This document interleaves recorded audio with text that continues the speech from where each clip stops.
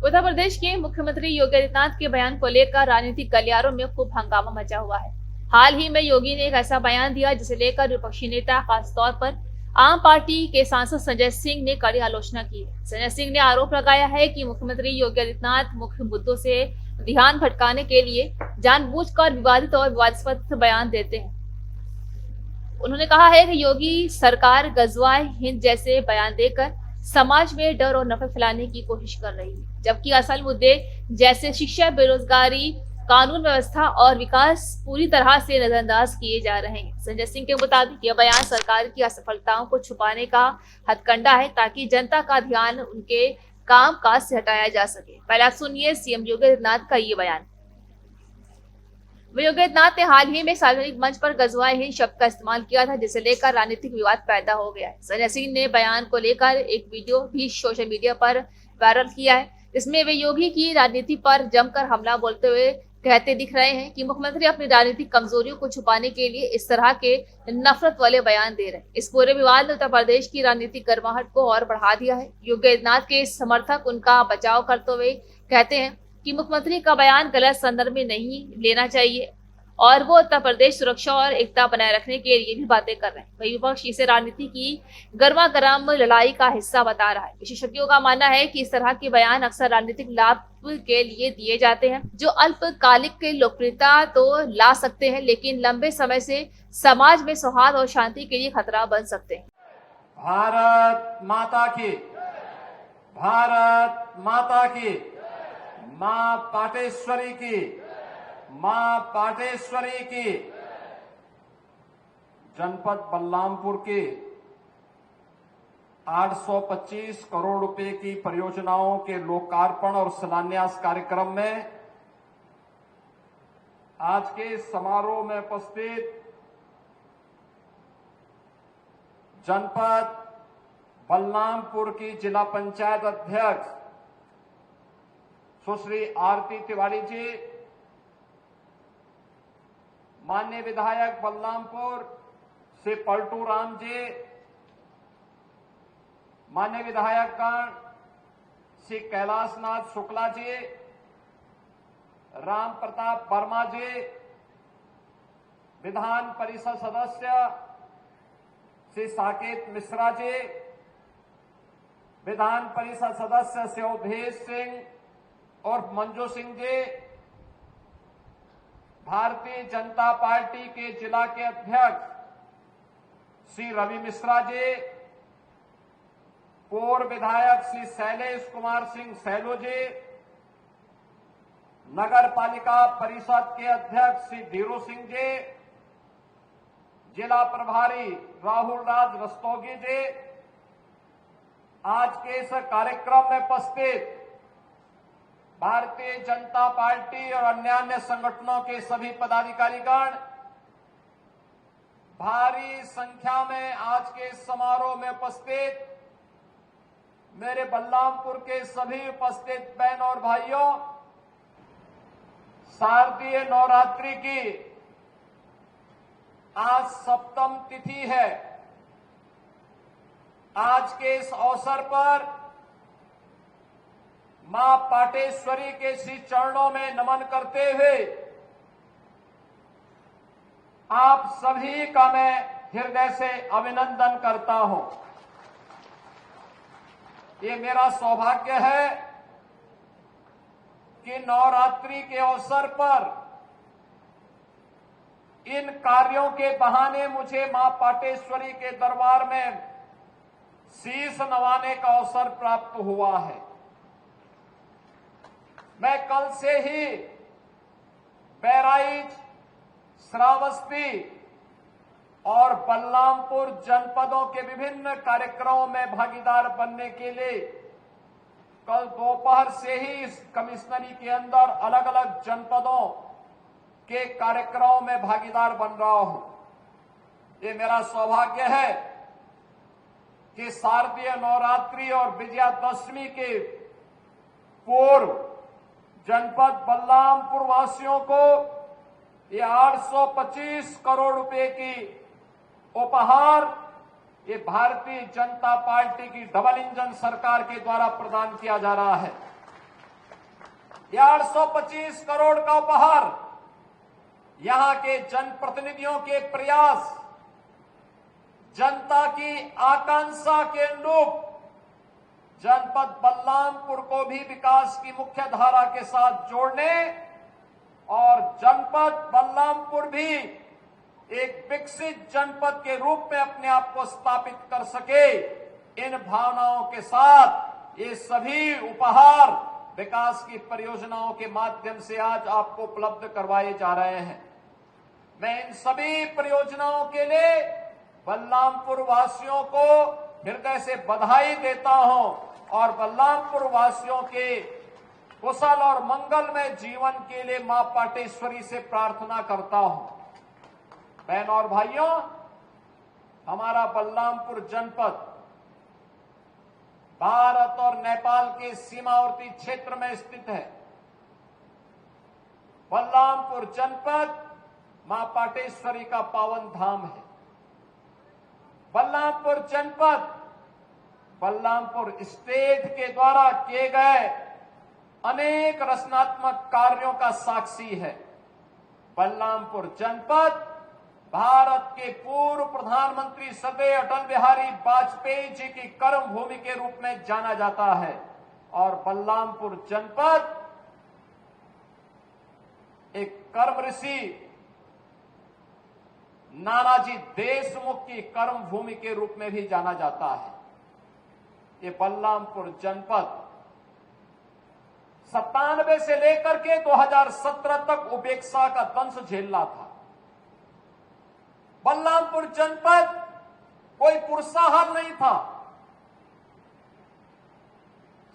97 के पहले तो विकसित था ही, 1997 के बाद भी बलरामपुर जनपद के लिए जो अपेक्षित योजनाएं आनी चाहिए थी, उनसे यहां के नागरिक वंचित थे। परिणाम क्या था? परिणाम था देश के अंदर जो सबसे गरीब जनपदों में किसी की गणना होती थी, तो वह गणना होती थी बलरामपुर जनपद की।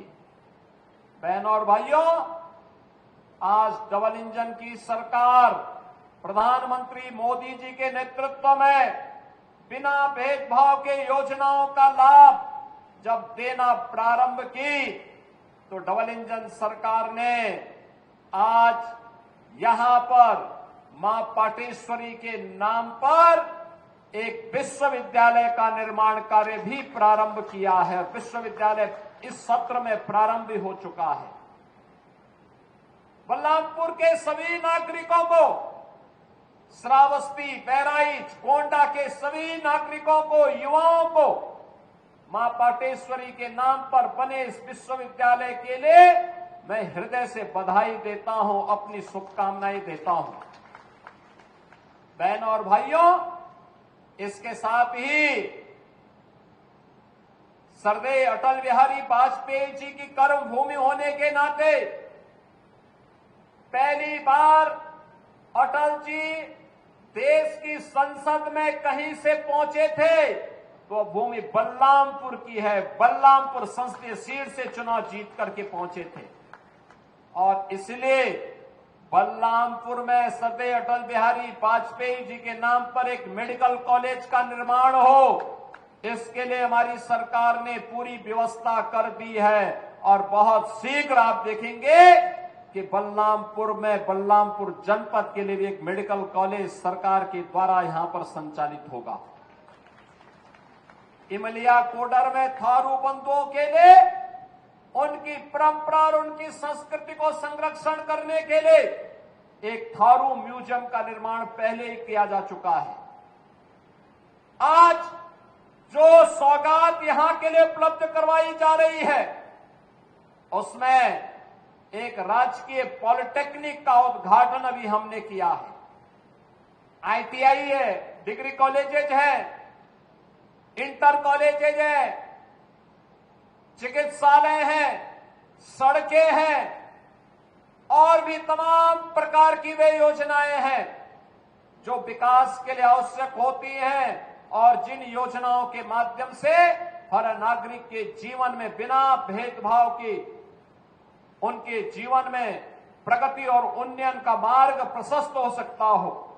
यही तो कार्य डबल इंजन सरकार ने पिछले 11 वर्षों में प्रधानमंत्री मोदी जी के नेतृत्व में किया है। आपने देखा होगा, एक और प्रधानमंत्री मोदी जी के नेतृत्व में नया भारत का दर्शन कर रहे हैं। बिना भेदभाव के शासन की योजना का लाभ हर गांव को, हर गरीब को, हर किसान को, हर श्रमिक को, हर महिला को और समाज के प्रत्येक तबके को उपलब्ध करवाया जा रहा है। और प्रदेश में विकास एक नए सिरे से आगे बढ़ने का काम हो रहा है। एक तरफ बिना भेदभाव के कल्याणकारी योजनाओं का लाभ हर गरीब के पास उसके सिर को ढकने के लिए छत हो, हर गांव की बेहतर कनेक्टिविटी हो, हर घर में शुद्ध पेयजल हो, हर परिवार के पास उज्ज्वला योजना का कनेक्शन हो, हर गरीब के पास राशन कार्ड हो, हर गरीब के पास आयुष्मान का कार्ड भी उपचार के लिए हो।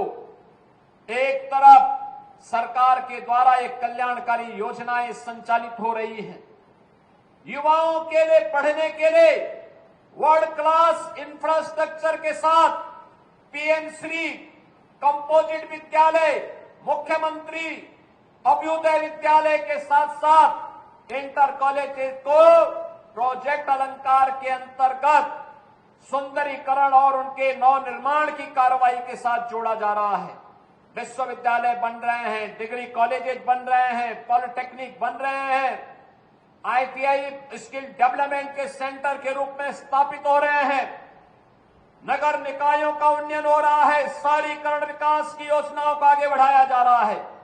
एक तरफ विकास अनवरत आगे बढ़ रहा है और दूसरी तरफ विकास की प्रक्रिया में बाधक कुछ तत्व ऐसे भी हैं जिन्हें विकास अच्छा नहीं लगता है। जिन्हें विकास अच्छा नहीं लगता है वे कहीं न कहीं विकास में व्यवधान पैदा करते हैं। उत्सव के समय उपद्रव पैदा करना चाहते हैं। वे लोग अराजकता को अपना जन्मसिद्ध अधिकार समझते हैं और उन्हीं लोगों को चेतावनी देने की दृष्टि से आज मैं बलरामपुर में भी आया हूं। यही कहने के लिए आया हूं, यही कहने के लिए आया हूं, अगर विकास में बाधक बनोगे और विकास की योजनाओं को उपद्रव और अराजकता के माध्यम से बाधित करोगे तो ये मान करके चलिए कि ये विकास पहले उनके विनाश का कारण बन जाएगा। पर्व और त्योहारों के उत्सव और उमंग में अगर कहीं उपद्रव करने का कार्य किया तो ये उपद्रव की कीमत उनको वो चुकानी पड़ेगी कि आने वाली पीढ़ियां उनकी याद करेंगी कि कैसे होता है, क्या कीमत चुकानी होगी। बहनों और भाइयों, जो लोग आज भी जिन्हें ये सब अच्छा नहीं लग रहा है, जो लोग आज भी किसी गलत मंशा के साथ जी रहे हैं, जो लोग आज भी ये मानते हैं कि अराजकता उनका जन्मसिद्ध अधिकार है, उनको अपनी गलतफहमी दूर कर देनी होगी। वो अपनी गलतफहमी दूर कर ले। वह समय गया जब समाजवादी पार्टी की सरकार हुआ करती थी, कांग्रेस की सरकारें हुआ करती थी, ये लोग दंगा करवाते थे, आगजनी करवाते थे, बेटी की सुरक्षा में सेंध लगाते थे, व्यापारी के प्रतिष्ठानों पर आग लगाते थे और सरकार इनका आवभगत करती थी। वह समय अब चला गया है। अब ये डबल इंजन की सरकार है। अगर बेटी की सुरक्षा पे हाथ डालने का प्रयास किया, व्यापारी के प्रतिष्ठान में आग लगाने का प्रयास किया, उत्साह और उमंग के उत्सव में कहीं पर अगर अराजकता पैदा करने का और उपद्रव पैदा करने का कुत्सित प्रयास किया तो मान करके चलिए कि ये रास्ता उनका सीधे नरक में जाने का होगा, सीधे नरक में। कुछ लोग रहते भारत में, लेकिन गजवा-ए हिंद का नारा लेकर के भारत के अंदर राष्ट्र विरोधी गतिविधियों को बढ़ावा देने का कुत्सित कार्य कर रहे हैं। गजवा-ए हिंद हिंदुस्तान की धरती पर नहीं होगा। भारत की धरती, ये भारत के देवीय महापुरुषों, अवतारी महापुरुषों, देश के लिए अपना बलिदान देने वाले महापुरुषों के आदर्शों से संचालित होगा। गजवा-ए हिंद की कल्पना करना भी और उसका सपना देखना भी जहन्नुम में जाने का टिकट का रास्ता पैदा कर देगा। अगर किसी को जहन्नुम में जाना हो तो गजवा-ए हिंद के नाम पर अराजकता पैदा करने का कुत्सित प्रयास करें। और छद्म रूप में जो लोग इस प्रकार की गतिविधियों में लिप्त हैं, वे भी कान खोल करके सुन लें। देर सवेर छांगुर जैसे हाल तो उनके भी होने ही हैं। आपने देखा होगा, यही है ये कालनेमियों का हाल। कैसे छद्म रूप से लोगों में भ्रम पैदा हो। जलालुद्दीन ने अपना उपनाम रख दिया था छांगुर बाबा, जिससे हिंदू भ्रम में रहे, समाज की आंखों में धूल झोंक लेगा, लेकिन पापी कितना भी अपने पाप को छुपाने का प्रयास करेगा, उसका पाप का समय तो पाप का घड़ा भरना ही भरना है, और पाप का घड़ा भरेगा, इस धरती माता उसको कभी बर्दाश्त नहीं कर पाएगी। और छांगुर जैसे दुष्कर्मियों और राष्ट्रद्रोही तत्वों के द्वारा छद्म रूप से यही कार्य बलरामपुर की धरती से करने का प्रयास हो रहा था। हमें सतर्क होना होगा।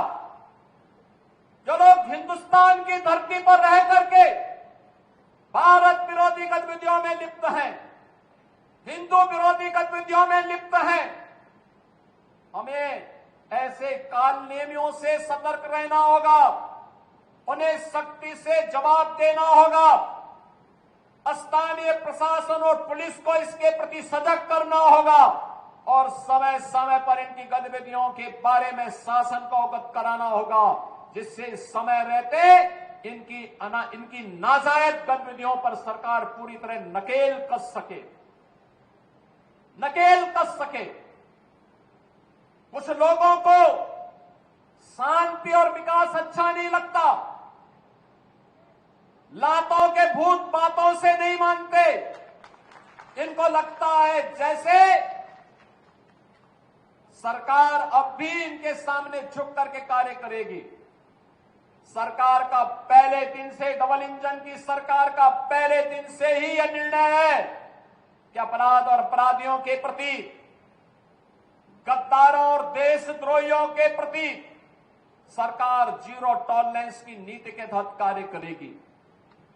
हमारी संवेदना एक गरीब के लिए है, हमारी संवेदना नौजवान के लिए है, हमारी संवेदना बेटी और बहनों के लिए है, हमारी संवेदना अपने अन्नदाता किसानों के लिए है, हमारी संवेदना उन व्यापारियों और उद्यमियों के लिए है जो अपने यहां देश के विकास का खाका तैयार करते हैं और नौजवानों के लिए रोजगार और नौकरी की व्यवस्था करते हैं। हमारी संवेदना उस हर नागरिक के साथ है जो भारत को भारत माता के रूप में सम्मान देता है, भारत के महापुरुषों का सम्मान करता है, भारत की परंपरा और भारतीय संस्कृति के प्रति आदर का भाव रखता है। इन मूर्खों को यह भी नहीं पता कि आस्था के प्रतीकों को प्यार नहीं, सम्मान दिया जाता है। सम्मान और आस्था चौराहे पर प्रदर्शन करने की वस्तु नहीं, आस्था अंतःकरण का विषय होता है, अंतःकरण का विषय होता है। आज चौराहे चौराहे पर जाकर के कितने कमजोर और कायर हैं। छोटे छोटे बच्चों को जिनके हाथों में कलम होनी चाहिए, जिनके हाथों में नोटबुक होनी चाहिए, जिनके हाथों में विज्ञान और गणित की पुस्तकें होनी चाहिए, उनके हाथों में आई लव मोहम्मद का पोस्टर देकर के, तख्तियां देकर के समाज में अराजकता पैदा करने का कार्य कुछ लोग कर रहे हैं। इनको यह भी नहीं मालूम कि उनकी जिंदगी तो बर्बाद है ही है, लेकिन इन बच्चों की भी जिंदगी को ये लोग बर्बाद करने पर उतारू हो रखे हैं। लेकिन सरकार इस प्रकार की अराजकता को कतई स्वीकार नहीं करेगी, कतई स्वीकार नहीं करेगी। और जिसने भी कानून को हाथ में लेने का प्रयास किया, जो भी राह चलते हुए राहगीर पर हमला करेगा, जो भी बेटी की सुरक्षा पे सेंध लगाने का कार्य करेगा, और जो भी व्यापारिक प्रतिष्ठानों में आगजनी करने का दुस्साहस करेगा, जो भी पर्व और त्योहारों में उपद्रव करेगा, उसको हम पहले से इस बारे में कह देंगे कि उसको बिना मांगे जहन्नुम में जाने का टिकट हम काट करके दिला देंगे।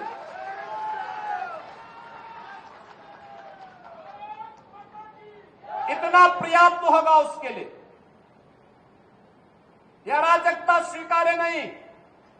विकास में हर व्यक्ति की भागीदारी जब सुनिश्चित की गई है, गांव गांव का विकास हो रहा है, कल्याणकारी योजनाओं में बिना भेदभाव के शासन की योजना का लाभ उपलब्ध करवाया जा रहा है, बिना भेदभाव के युवाओं को नौकरी और रोजगार उपलब्ध करवाया जा रहा है, तो फिर यह अराजकता कैसे? कुछ चंद लोगों को माहौल खराब करने की छूट नहीं देनी चाहिए।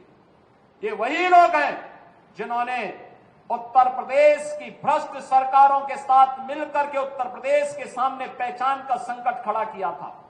ये वही लोग हैं जिन्होंने उत्तर प्रदेश को बीमारू राज्य बना दिया था। ये वही लोग हैं जिन लोगों के दंगों के कारण प्रदेश में कोई निवेश नहीं आता था, कोई उद्योग नहीं लगता था, कोई विकास का कार्य नहीं हो पाता था। और आज पिछले 8.5 वर्ष के अंदर उनकी मंशा सफल नहीं हुई। अब नए नए तौर तरीके अपनाने का कार्य कर रहे हैं, लेकिन याद रखना, उनको याद रखना होगा, वे जितना सोचते हैं उससे ज्यादा हमारी पहले से तैयारी रहती है। और जब भी दुस्साहस करेंगे ऐसे ही पिटोगे जैसे बरेली के अंदर पीटे गए हो। बहनों और भाइयों, मैं आज के इस अवसर पर एक बात और कहना चाहूंगा। कुछ लोग हैं जो अफवाह पैदा करके भय और दहशत का माहौल पैदा करना चाहते हैं। आप देख रहे होंगे, ड्रोन के नाम पर, चोरी के नाम पर भय और दहशत का माहौल पैदा किया जा रहा है। जिला प्रशासन ने हर जनपद में व्यवस्था की है, हर ग्राम पंचायत में ग्राम सुरक्षा समिति का गठन किया है। आप लोग भी अपने स्तर पर प्रयास करिए। पुलिस के पेट्रोलिंग तेज हुई है। जो भी ये भय और दहशत का माहौल पैदा करेगा, ड्रोन के नाम पर अनावश्यक लोगों के मन में भय और दहशत पैदा करेगा, ऐसे लोगों के खिलाफ गैंगस्टर के तहत कार्रवाई करने के आदेश पहले ही दिए जा चुके हैं। जो भी चोरी के नाम पर भय और दहशत पैदा करेगा, उन लोगों की संपत्ति को जब्त करने के लिए हम लोगों ने पहले से आदेश कर रखे हैं, कैसे लोगों के खिलाफ सख्ती से निपटा जाए। लेकिन आपकी भी जिम्मेदारी बनती है, एक सभ्य समाज के नागरिक होने के नाते विकास में, लोक कल्याणकारी योजना में अगर आपकी सहभागिता है तो व्यापक जन जागरूकता में भी आपकी सहभागिता होनी चाहिए। और व्यापक जन जागरूकता का यह अभियान, जिस अभियान के लिए आपका आह्वान करने के लिए मैं आपके बीच आया हूं, अगर कोई आपके गांव में, आपके कस्बे में, आपके मोहल्ले में, आपके अगल बगल के क्षेत्र में भय और दहशत का माहौल पैदा कर रहा है, पहले उसको रोको, उसको समझाओ। अगर नहीं मानता है तो प्रशासन को बताओ, प्रशासन अपने आप ही उसको ठोकने का कार्य कर देगा। आपको उसमें चिंता करने की बात नहीं है। आप चुपचाप बताइए, बाकी का इलाज हम स्वयं कर लेंगे। हमें लव जिहाद और धर्मांतरण जैसी राष्ट्र विरोधी गतिविधियों के प्रति सतर्क रहना होगा। गौ तस्करी और गौ कसी करने वाले तत्वों के खिलाफ सतर्क रहना होगा। अगर कोई कहीं भूल से भी इस प्रकार की गतिविधियों में लिप्त है, उसकी सूचना ससमय आप पुलिस को और प्रशासन को उपलब्ध करवाइए। बाकी का इंतजाम हम स्वयं कर लेंगे। उनका क्या उपचार होना है, उपचार की व्यवस्था हम स्वयं कर लेंगे। बहनों और भाइयों, दूसरा है हमारा उत्तर प्रदेश और हमारा बलरामपुर जनपद भी विकसित जनपद हो। प्रधानमंत्री जी ने देशवासियों के सामने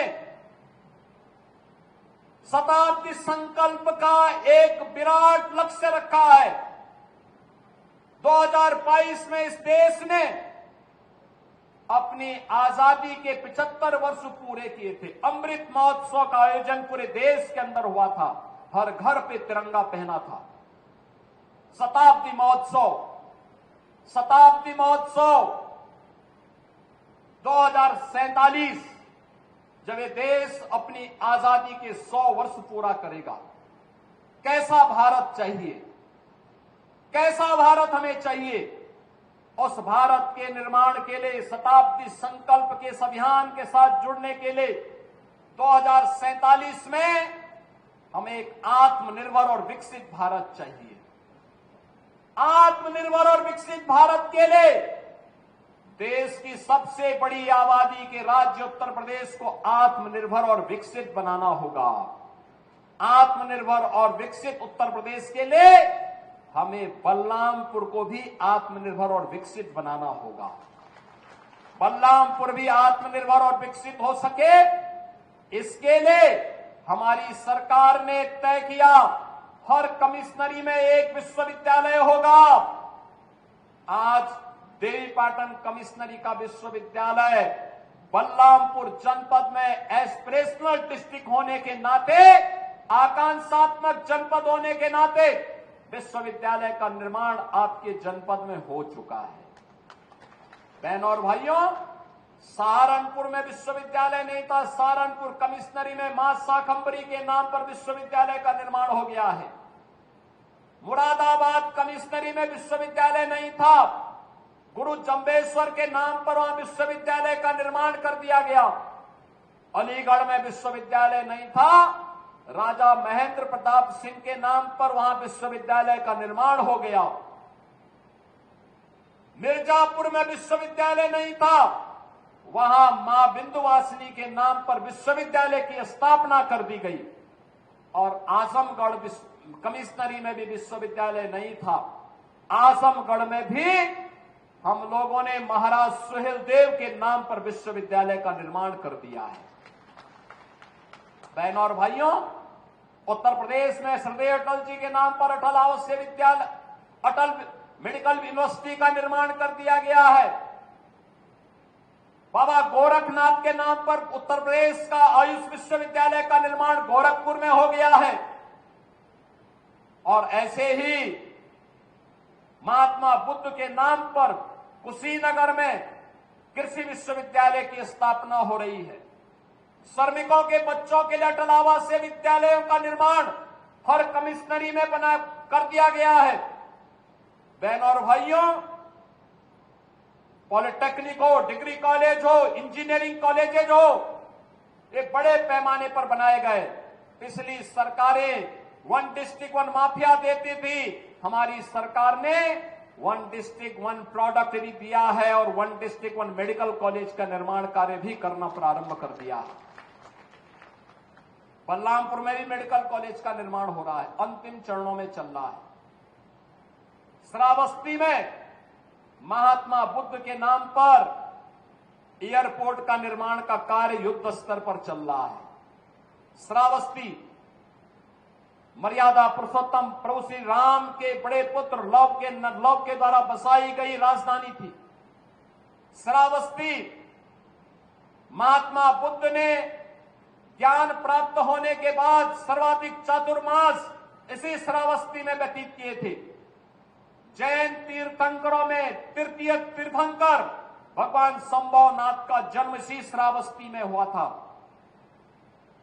और विदेशी आक्रांताओं को दूर दूषित करने वाले महाराज सुहेलदेव ने श्रावस्ती की धरती से सालार मसूद गाजी को मिट्टी में मिलाने का काम भी किया था। आज उसी श्रावस्ती में हम एक बड़ा एयरपोर्ट का निर्माण कार्य कर रहे हैं। आपकी सड़क की कनेक्टिविटी, आज से 8 साल पहले आप लखनऊ जाते थे, अयोध्या जाते थे, घंटों लग जाते थे। अब तो बलरामपुर से मात्र 3 घंटे में आप लखनऊ जा सकते हैं। बलरामपुर से मात्र 2 घंटे में, 2 घंटे से भी कम समय में आप अयोध्या जा सकते हैं। 2.5 घंटे में गोरखपुर पहुंच सकते हैं। ये है कनेक्टिविटी। रेलवे का यहां पर ब्रॉड गेज, मीटर गेज से ब्रॉड गेज बड़ी लाइन हो गई है और अभी इसमें और भी सुधार हो रहा है। नई नई ट्रेन चल रही हैं, नई नई सुविधाएं बढ़ाई जा रही हैं और हवाई जहाज भी चल जाएगा तो कमिश्नरी में विश्वविद्यालय भी, और अभी आने वाले समय में हम इस कमिश्नरी को एक स्पोर्ट्स कॉलेज भी देने जा रहे हैं। बहनों और भाइयों, यह है सरकार की विकास की योजना जिससे यहां के प्रति व्यक्ति आय को बढ़ाया जा सके। बलरामपुर भी आकांक्षात्मक जनपद से उभर करके अब एक विकसित जनपद के रूप में अपना नाम दर्ज कर सके और इसीलिए वर्तमान में विकसित उत्तर प्रदेश के एक अभियान को हम लोगों ने आगे बढ़ाया है।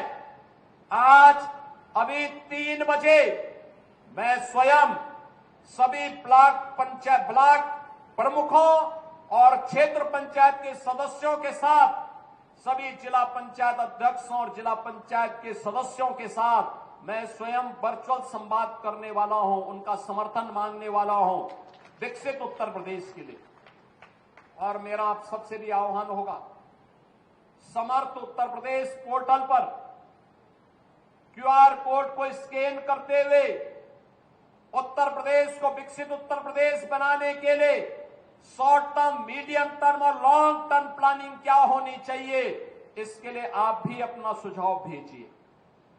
आप भी उत्तर प्रदेश के मिशन 2047 में, शताब्दी संकल्प 2047 के लिए बनने वाले विजन डॉक्यूमेंट में आपका भी सुझाव उसमें आए, आने वाली पीढ़ी के लिए धरोहर होगा। और इसका आह्वान करने के लिए आज मैं बलरामपुर की धरती से, बलरामपुर वासियों से, देवीपाटन मंडल के कमिश्नरी वासियों से आह्वान करूंगा।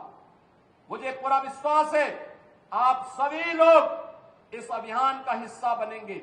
मैं एक बार फिर से 825 करोड़ रुपए की इन परियोजनाओं के लिए बलरामपुर जनपद वासियों को हृदय से बधाई देता हूं, धन्यवाद देता हूं अपने माननीय जनप्रतिनिधियों को जो विकास के कार्यों के लिए आग्रही बनकर के लगातार प्रयास करते हैं।